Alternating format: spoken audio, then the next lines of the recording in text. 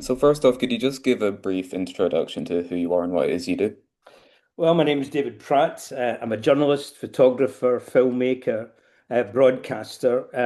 I've specialised in foreign affairs, conflicts in particular for the last 4 decades, primarily the Arab and Islamic world, but obviously generally throughout the world. And worked both as a staffer on newspapers, including the former Sunday Herald when it was a broadsheet, and the Scotsman and various other publications.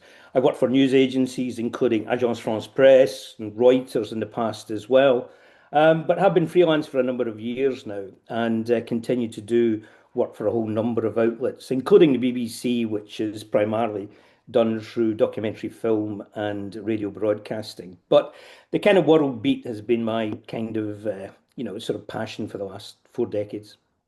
Yeah, so that's quite a variety of stuff, isn't it? Yeah, I mean, I think one of the early things when I came into journalism was that the whole term multitasking, multi-skilling rather, was rather frowned upon, not least by the journalistic unions. That if you didn't have a union card and you were doing film camera work and you were doing photography or you were doing writing, it was deemed, kind of unacceptable at that time. But then I think through journalism education in particular, the whole term multitasking became almost a prerequisite for any sort of emerging journalist. So I was lucky in a sense that I was slightly ahead of the curve, and particularly during my time with news agencies like AFP and Reuters, there was very, very early on a demand for people to produce photography as well as writing and whatever. And I should stress, a lot of people are unaware of this, but I come from a visual background anyway. I was trained as a painter at Glasgow School of Art. I taught art history in a former incarnation, and it was through photography that I came into journalism, a rather convoluted route, very strange route to be perfectly honest. So I do have a kind of visual pedigree, if I can put it that way. My first love remains photography. Hmm. And so our project has been focusing on misinformation and disinformation as well. But I feel like it's quite easy for people to spread misinformation about countries that are like foreign to them, because Mm. obviously it's like far away, it's not something they have too much experience with. So I was wondering, like, as somebody who does spend quite a lot of time abroad, I was just wondering, like, what's your perspective on like how you hear people here talk about countries abroad and how that kind of can easily spread misinformation? I mean, I'll be absolutely candid with you about this. It drives me nuts at times, It drives me around the bend because there's an awful lot of armchair experts around. Now, I'm not being patronizing when I say that, because to give a rather strange example, I remember when I first became involved with the anti-apartheid movement, and I was worked as a photographer. I was closely involved with Nelson Mandela at the time and whatever, and was able to photograph him and tap into that at the time. Now, you didn't need to have gone to South Africa to actually understand that apartheid is unjust and fundamentally wrong. So, you don't need to have gone to Ukraine or Afghanistan or Iraq to have an opinion on these places. That's the point I'm making in that way. That said, I still get incredibly frustrated, if I can put it that way, with a lot of the observations that are made, particularly when they're presented as fact, when they're factually incorrect by people that have no empirical experience whatsoever. They've never been to these places, never spent any time really studying up on them. You can tell that they've done a deep dive into AI, or some other source, taken it as writ and out it spouted as their own kind of version of their take on Iraq or whatever. I mean, just 2 weeks ago, I was sitting in the Iraqi northern Iraqi city of Erbil, and whenever I went on to social media after having written a few pieces when I was away, there as an eyewitness, spending time with Iranian Kurds who had just come over the border from Kermanshah, Tehran, or whatever, there were people telling me what the real truth was about these people's stories when they never met them before, let alone actually been anywhere in the region and stuff like that. Now, that's an extreme example, but it does frustrate me at times. There are other people, of course, who are fantastically well equipped, fantastically well read, and make wonderful contributions to the so-called below the line comments, as we call them in newspaper parlance, which are the comments that contributors or subscribers make to articles online.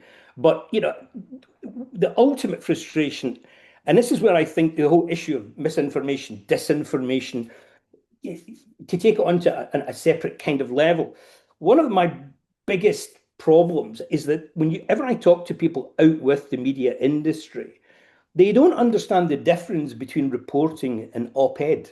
Yeah. They don't under, I mean, the clues are in the op-ed, opinion Mm. editorial, right? So if I write an op-ed column, it's my opinion. So perfectly happy to take someone's view back about, opposing what I've said or questioning what I've said or whatever. But if I write a piece of a reportage, a colour piece as it's known in the industry, which is done through this and being on the ground talking to people, right? I know it can be dressed up a certain way or skewed a certain way. That's always possible. But by and large, reportage is, as the name suggests, reportage. It's not an opinion piece. And there's a clear distinction between the two. Unfortunately, not in the minds of many lay people outside the industry who conflate them. And that is a source of constant problems, I think, when people talk to journalists about coverage of particular subjects. And So why do you? is, oh, sorry, Sorry, Rory. I'll let sorry, you go on. go. Go I'll ahead. let you go. Okay, I was wondering if you could expand a little on why it is that people kind of fail to grasp the separation between op-ed and reporting. Is that mostly something I that's think done that's a really good. intentionally, or is that kind of done mostly out of ignorance? I think it's done mostly out of ignorance. I think it's a very, very good question. I think it's quite a complex question, but to make it as simple as possible in terms of my answer, I think it's just a failure to understand the industry. And I also think it arises from a growing evolutionary suspicion about the mainstream media. I personally hate that term as well, but the mainstream media, for want of a better expression. So I think it's grown out of this massive suspicion that people have that all journalism is skewed, all journalism is out to pull the wool over people's eyes, all journalism is opinion driven. So I think it's grown out of that global suspicion in a way. But in most instances, I think it's just a simple failure to understand the demarcated lines between op-ed and reportage. Hmm. Emily, Um, what was your question? Thanks, Rory. So my question is, obviously you have a lot of experience dealing with this misinformation and these kind of comments and this confusion between op-eds, opinion pieces, and actual re reporting. So do you have any ideas about potential solutions for that? Well, I think newspapers themselves, I think for a start, people within the industry need to, as I've just done in the last minute or so, I always take the opportunity, whether I'm on whatever platform, be it webinars like this, or whether it be public platforms or speeches or whatever, to raise that question of that failure to understand the difference between op-ed and reportage. So to answer your question, Emily, I think we need to start within the industry, making clear to people that are not in the industry and are unfamiliar with the workings of the industry what the difference is between these two things. And that when they write into a newspaper with their observations or comments, some of those comments are much, much more valid, and more valid simply because it's a response opinion to an op-ed piece. But when someone says, for example, if you, as a piece of reportage, and the agencies, news agencies in particular, are really robust about this. Reuters was very robust about this when I was with them, as was Agence France Presse.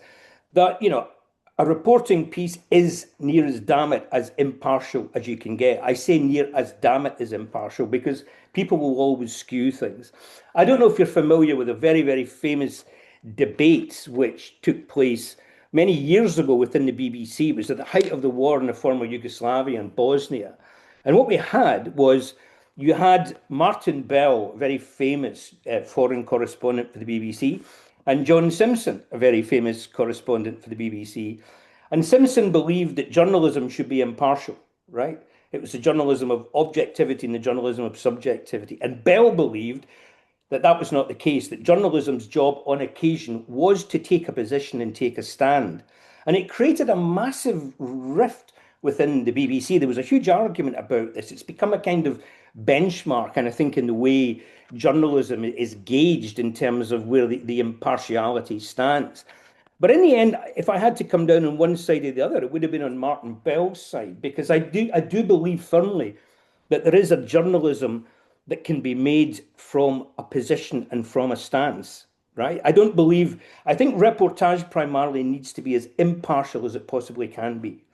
But I also equally believe that there's a journalism that's a campaigning journalism, that is a journalism that comes from a perspective. I mean, the history of journalism is filled with fantastic examples of great journalism. Some of the greatest journalism produced was written from a standpoint or a partisan position.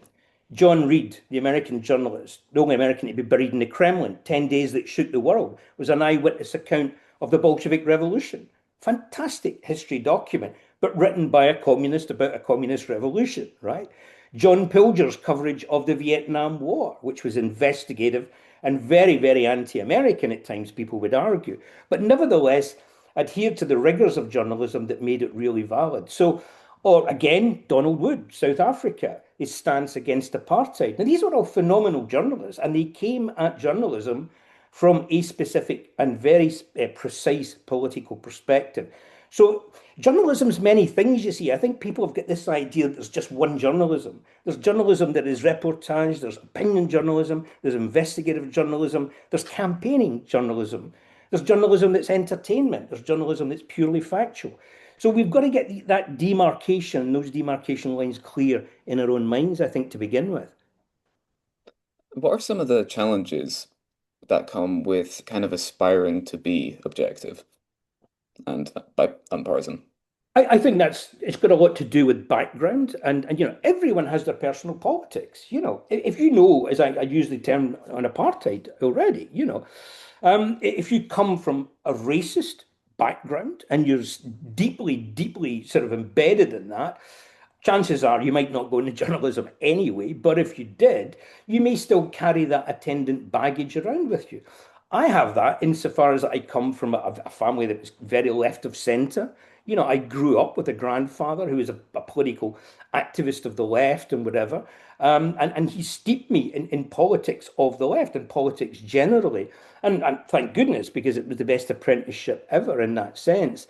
But it doesn't mean that I carried that around with me. And quite often, if I'm sitting down as a reporter to interview someone whose politics I absolutely abhor, and I've interviewed presidents, prime ministers, terrorists, genocidal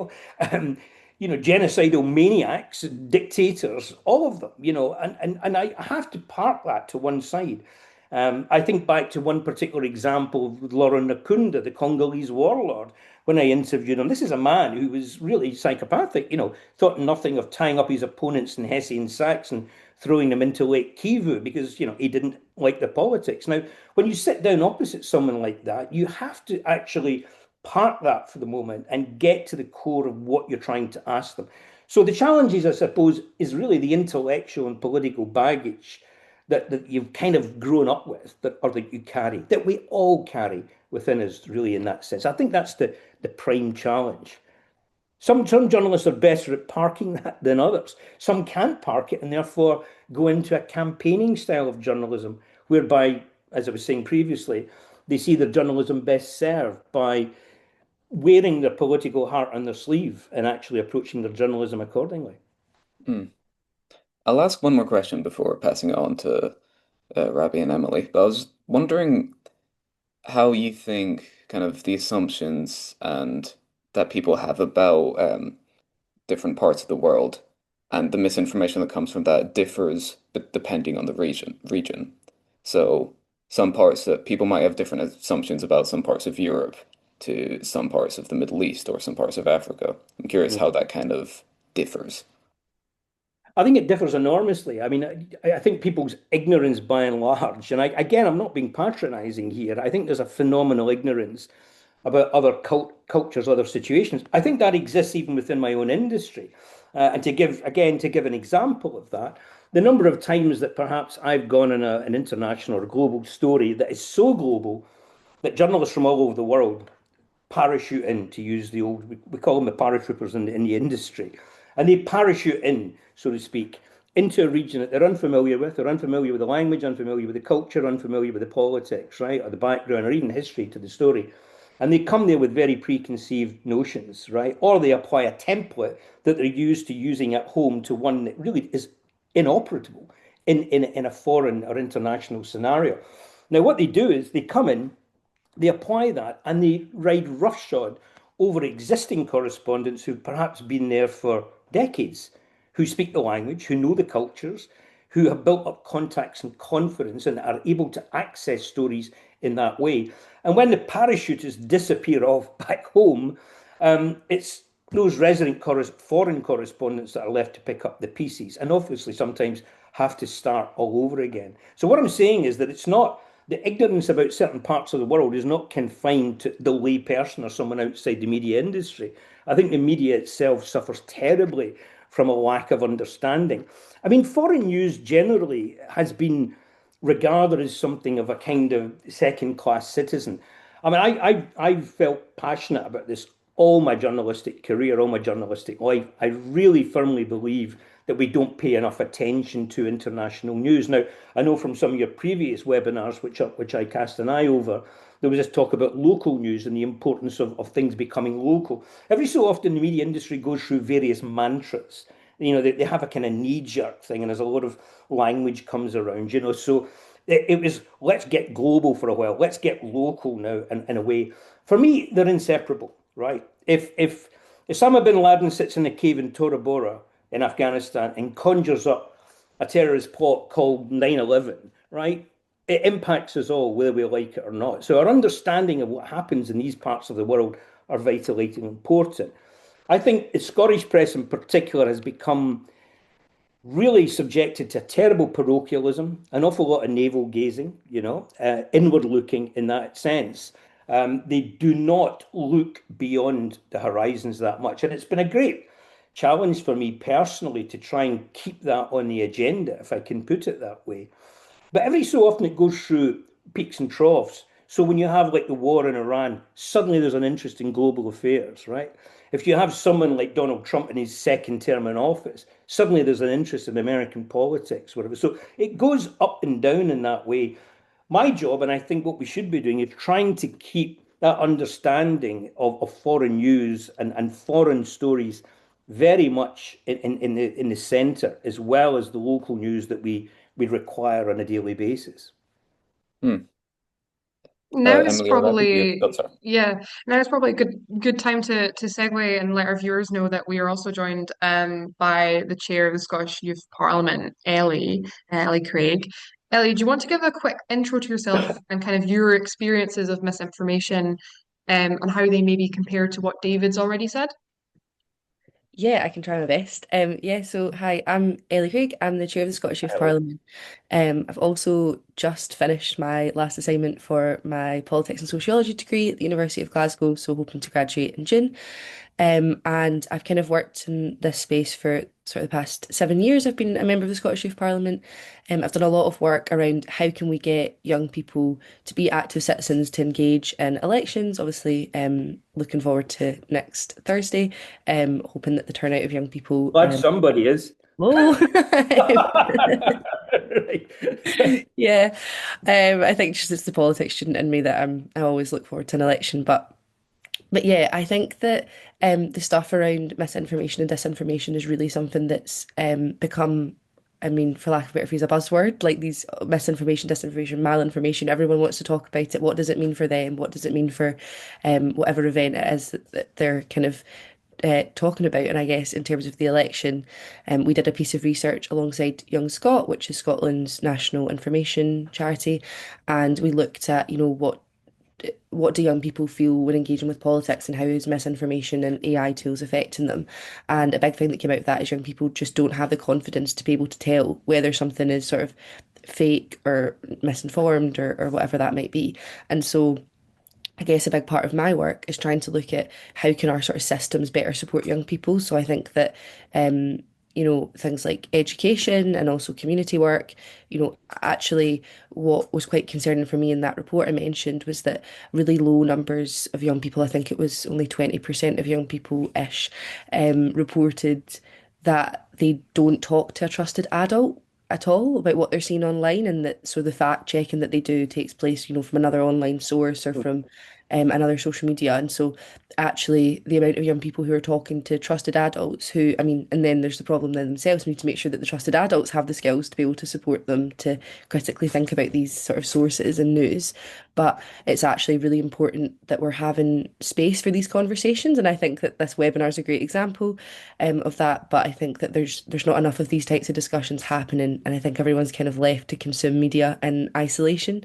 And I think for a lot of young people that can be really anxiety inducing. I think when it's really been interesting to hear you talk, David, about the international news stuff, because it's something that I don't have a lot of experience kind of in that area myself. But I think for young people, what we do know from the research is that international conflict and the reporting of that causes a lot of anxiety, and there's a lot of stuff now shared on social media platforms that, say the BBC might blur something out. You can now see some really brutal videos on social media, and that's still a privilege to be able to not be in person viewing that conflict and actually seeing it on social media. But I still think that it's having such an impact on everybody, but especially young people.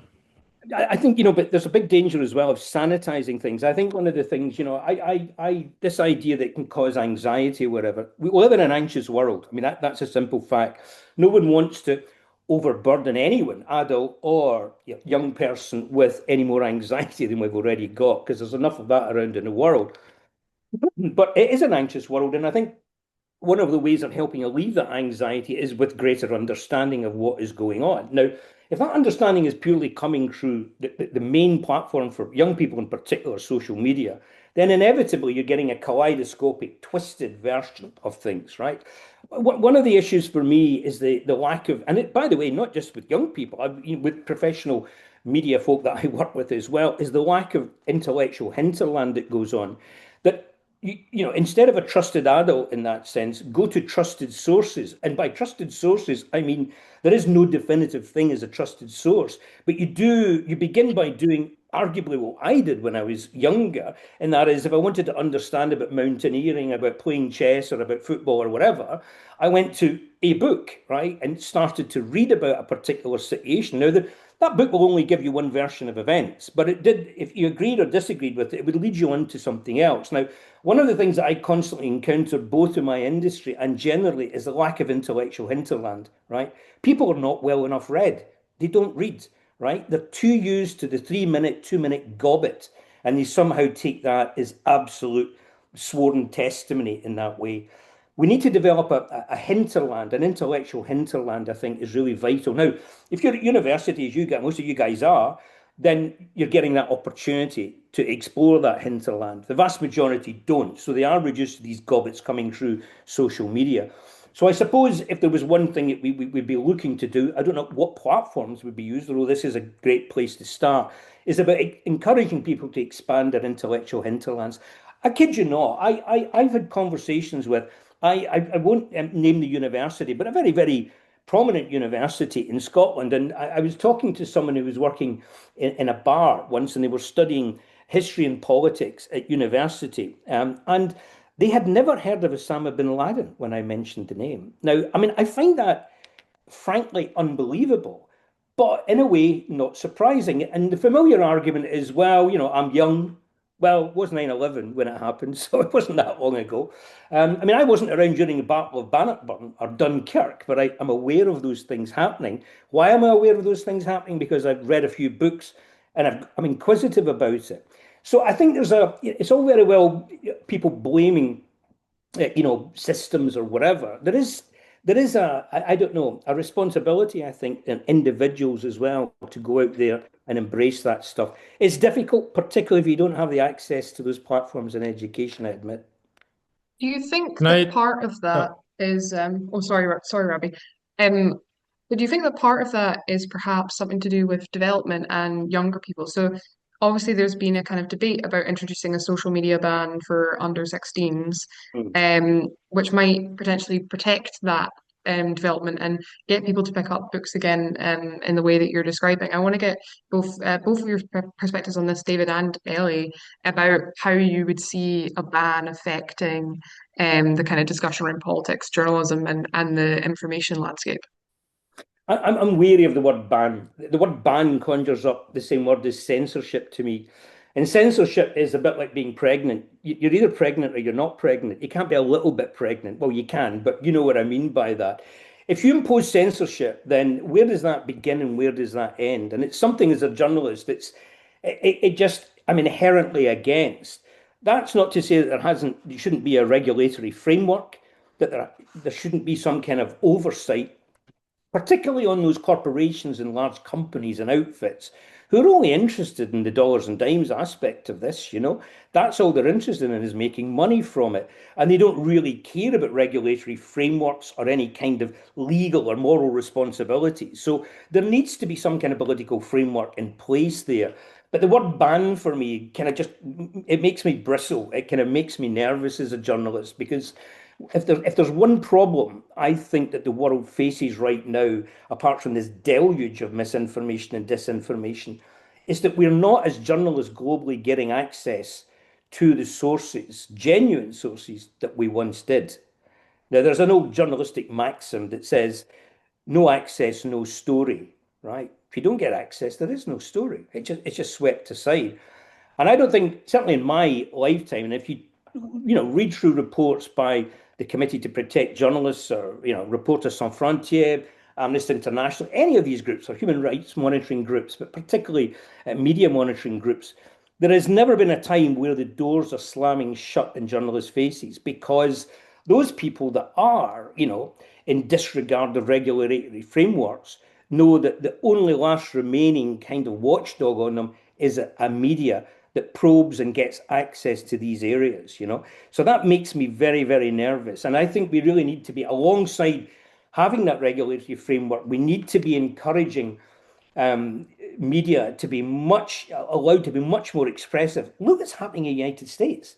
I mean, whether you like the United States or not politically, I don't mean the current system, but the American Constitution and media system was always one in which freedom of expression, the freedom of the press was really held in very high esteem. It's now completely on the back foot, largely on the back foot because editors and managing editors now need to toe the line of proprietors and others. Now, you could argue that's always been the case, but in America, we've made 20 steps back in the space of the last year or two, obviously in conjunction with Trump's second term. So I think it's about keeping access open to journalists. We have to fight for that. And equally, we need those regulatory bodies. But banning them, I don't know. I don't know. I'm wary And of. just okay. And so, Ellie, what's your perspective? Do you feel a similar way, different? What do you think? Yeah, so the UK government is currently consulting on a number of proposals around sort of online harms and safety. And so we're currently doing like a consultation as well so that we can respond to that consultation. So it's not shut yet. So I don't have any like sort of defining statistics on what young people think. But I think that there's a number of considerations that I feel are being missed. And I think, the UK government's under a lot of pressure at the moment to do something, especially from teachers and parents. However, I have felt that young people's voices have been quite absent from the debate. So it's good that I think spaces like this to actually be able to talk about, how that might impact young people. And I think for me, there's a number of things. And I think, for example, I think really to pick up on what David said, that kind of corporation side of it and how are we holding them to account and making sure that they're responsible for the information that exists on their platforms that might be harmful. And I think, banning young people from social media is sort of putting the blame on them individually as opposed to the corporations that sort of are responsible for this sort of content. And again, it's a phrase I've been using a lot is that you don't turn 16 and all of a sudden, the dangers of social media kind of disappear. The dangers of social media exist for all age groups and young people are a particularly vulnerable part of society. But what really concerns me is that we know that young people already don't feel that they have the skills to navigate the sort of harmful and content that exists on social media. So if we remove it completely for them until 16, they're going to become 16 and have even less skills because they've not had experience trying to use it. And I actually think that one of the issues that's kind of been really absent from the debate is that the reason why young people so often are kind of left up to their own devices, actually fit and phrase left to their own devices with social media is because the adults around them aren't they don't know how to use social media, and actually young people are much more technologically literate than the people supporting them to use these platforms and and access this information. And so I think there's a really big piece of intergenerational work that needs to be done. I also think that, again, looking kind of at where the blame should be placed, I think that the likes of NSPCC and the Molly Rose Foundation have said that a social media ban may actually do more harm than good, because we know that from the Australian example, young people are circumventing the ban. There's ways around it, and although so the Australian government, the UK government have said that it's about trying and testing these things, I think that it is just to show that young people are getting they want to get their information from these types of platforms and social media, and that in an ideal world, I would personally love everybody to pick up a book and to become more kind of informed in that way. But I think that the reality of the situation is that young people across all the different surveys you look at are reporting that they use social media more. And so, yes, we can encourage young people to look at a range of sources, but it has to go alongside teaching young people how to use these things responsibly. I'm not convinced that if we were waiting until 16, that that's going to magically sort of fix the problem. And I also think that AI and social media are changing careers. They're changing the way in which employment works. And so young people in Scotland can leave school at 16. If they're leaving school at 16 and they've been banned from social media and they're wanting a career in journalism or in social media creation or in communication marketing, then they're going to be really fallen far behind. And I actually think that in Scotland, there's more implications for it than the rest of the UK, because we've incorporated the United Nations Convention on the Rights of the Child. So that assures children and young people in Scotland certain rights in law, statutory, even though all the UK parts of the UK have signed up to the treaty. And that's sort of the semantics of it. But one of the things in that is Article 17, which is the right to access information. And from the Australian case, there's a lots of international children's rights academics and activists that are saying that the social media ban might actually be in breach of young people's children's rights and young people and children's rights. I think And there's that, a clear distinction as well, Ellie, as you've made, that, when we talk about harmful content, I mean, that is, in many cases, it's quite obvious what harmful content is. And that is where the regulatory process really needs, in the first instance, to step up to the plate. It yeah. really does. There's nothing really complicated about that. It's not rocket science. We know what's harmful, and that can be dealt with. Where it gets a bit more nuanced, if I can call it that, is going back to what the original part of this discussion was about, is about misinformation and disinformation, people using it for political means and ends. That's a slightly different area, and that's where it gets absolutely complicated. But I think there's a whole chunk of stuff that could fall under those regulatory bans, if you want to use, or anyone wants to use those terms, or regulatory process that could happen virtually overnight, were they in place, and where the heads of these corporations and outfits, if their feet were held to the fire, it could actually happen. How we deal with the other aspects of feeding the drip feed of political information from a bot in China or Tehran or Moscow or London or whatever is an entirely different thing, of course. That's a whole different can of worms. Yeah, and I think, a couple of points on that. I think on the regulatory side, I think that there's also a concern from these organisations that if you take, right now need to be 13 to be on majority of these platforms, and if you take the 13 to 16-year-old age group off of these platforms, then the corporations and the social media companies actually don't have as strong a responsibility to regulate because everybody on the platform is over 16. And so there's actually kind of less ammunition there in terms of some of the content Absolutely. Yeah. Yeah. that exists. Um, so yeah, I think that's a really important thing as well. And I think that for me, it does really just go down to the fact that young people are going to be really missing out if they get taken off of these platforms. And I think that we've I not don't thought. see that. I don't see that as realistic, to be honest. I'm not for banning them or taking off these platforms. And history shows that people will circumvent this stuff. The evidence, as you said, is already there. So I don't see that as the answer. I see it as a two-tier thing, getting rid of harmful, seriously harmful content, which legally can be done. There are processes and means by which that can be done. Yeah. But I'm I'm equally interested in the person who, if I write an article in a newspaper who is sitting somewhere, I don't know whether it be in some bot laboratory somewhere in a far-flung part of the world, who is commenting on an article that I'm writing, and to all intents and purposes, it looks bona fide. It looks like a fair kind of opinion being voiced, when in actual fact it's often factually incorrect and deliberately being used to cause political mischief and to create uncertainty in an argument that is pretty much a given quite often. And you would be amazed, I think people would be amazed at the extent to which foreign interference actually takes place. If you write about foreign affairs here in Scotland, or indeed the UK, or indeed anywhere for that matter, but I'm just as a Scottish example, you'd think Scotland's rather insignificant and tucked away. But it is amazing the mail baggage I get, some of which is legitimate, no doubt, some of which is very vitriolic, and some of which is a combination of the vitriol or out and out mischief making from some very, very dubious characters. We're talking about intelligence services, we're talking about security apparatus around the world, from Beijing to Moscow to elsewhere. And I'm not just picking these countries out. I mean, there are stats to show that a lot of that stuff originates from these places, but they're not alone. But it would be naive to assume that it doesn't originate also. Of course it does, from the United States in swarms, in droves, and indeed here in Europe. But this is where it gets really tricky, I think, if we're talking about misinformation and disinformation as opposed to just harmful content. I circle back to something David said earlier.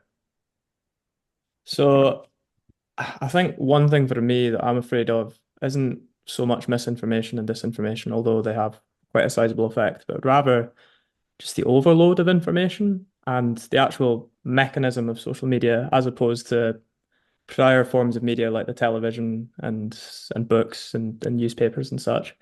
You said earlier that news in Scotland isn't global enough, and I think that is true of sort of legacy media like the Scotsman and the Herald and the old papers whose circulation falls every year.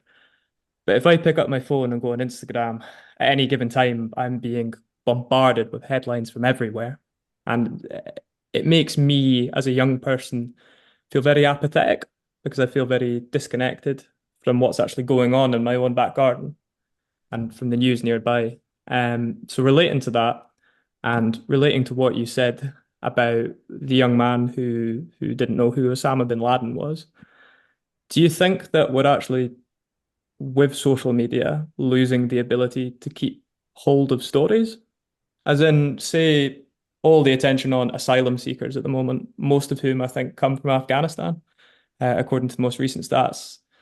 All the attention is on that, but people seem to have forgotten in the space of just 2 years that we spent 2 decades in Afghanistan. And the same goes for the focus on drug deaths at the moment, especially among the sort of middle-aged bracket. But we seem to forget that, 40 years ago, we underwent the largest deindustrialization in world history and got an entire generation hooked on heroin.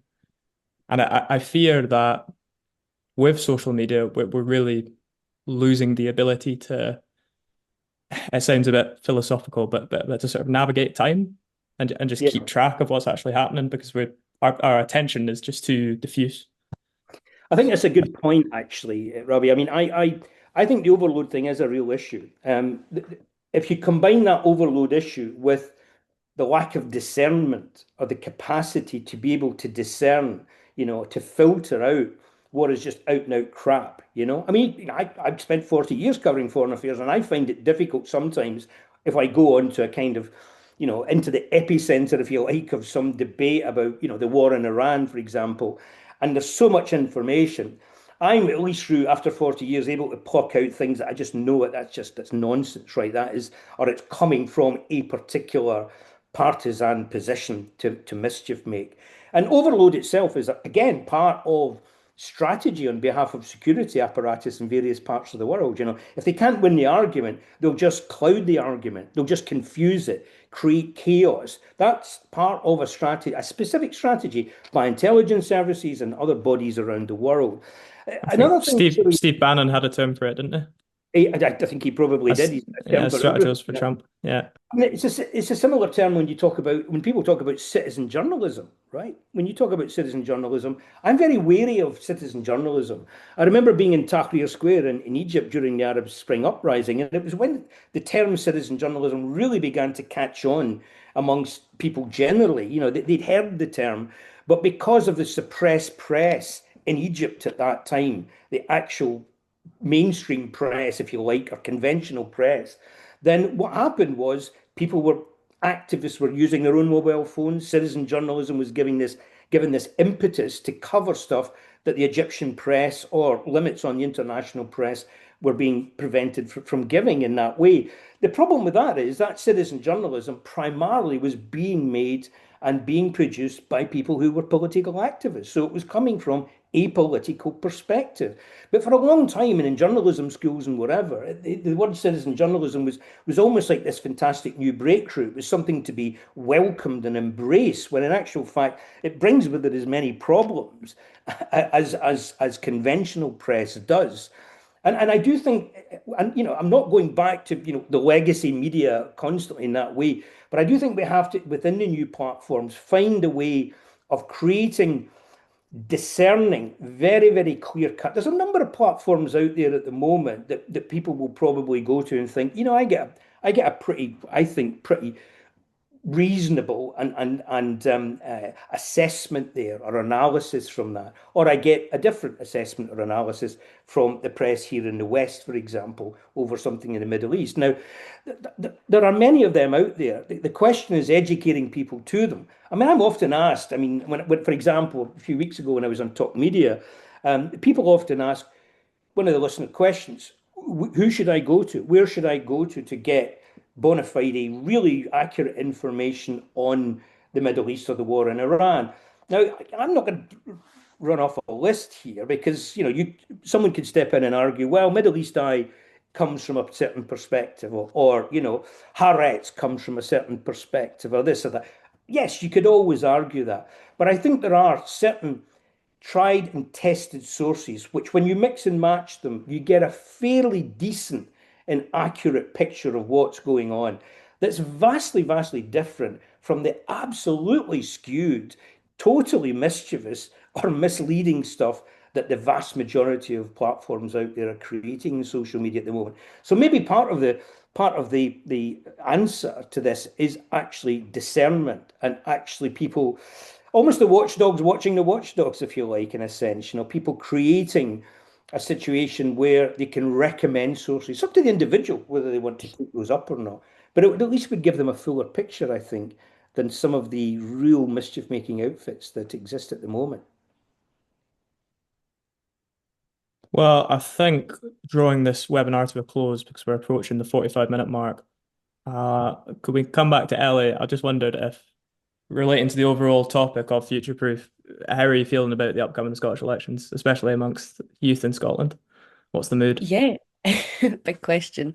Yeah, I think that, to be honest, I'm really quite concerned that the turnout for young people is going to be quite low. I think young people are feeling really disengaged from the election. They feel as though they kind of, oh, well, there's not, it's picking from best of a bad bunch. There's no one that's really kind of got their best interests at heart, and they kind of feel that way. And I think, just actually to pick up on a point you said, Rabi, about the kind of people are more engaged on what's on their phones than kind of what's going on in their own kind of community. And I think that that's kind of key for me. I think that with the social media stuff, we actually, in the piece of research I mentioned earlier, there was some young people in one of the focus groups we ran that kind of reflected that they think that we should move to an American system because it's simpler.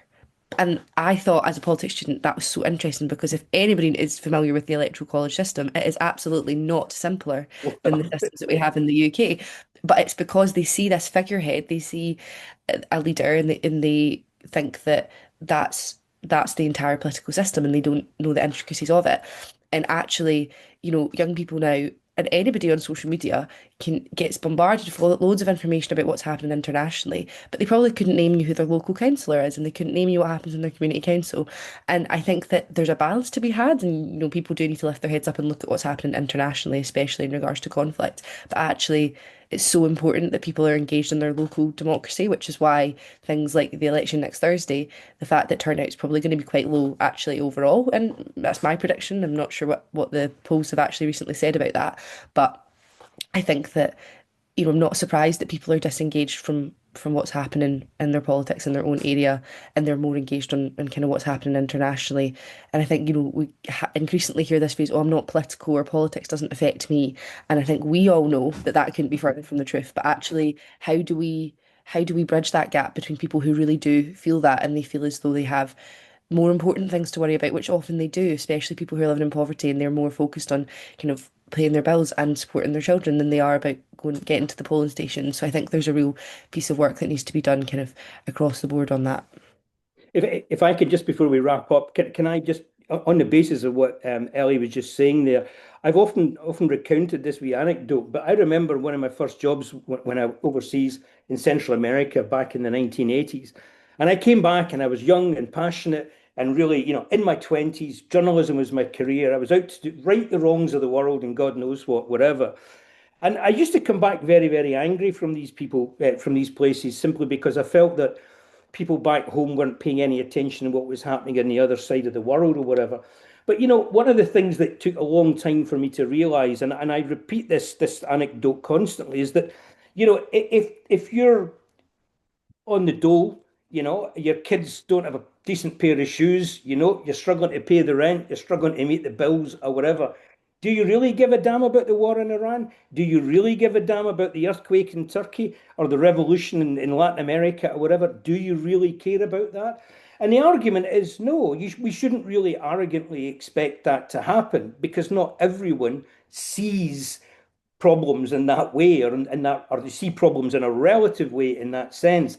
But the only thing I would add to that is simply saying that more and more of the way geopolitics are beginning to play out, that all of these things are inextricably connected. So if you are struggling to pay your energy bill, it will be in part to do with the war in Iran. It will be in part to do with the war in Ukraine.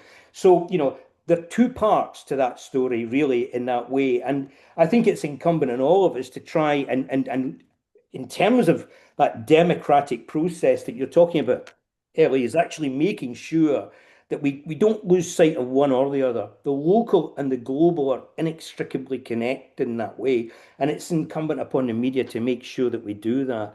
But certainly, platforms like this are a fantastic beginning and way of doing that. We need damn sight more of this kind of thing for sure.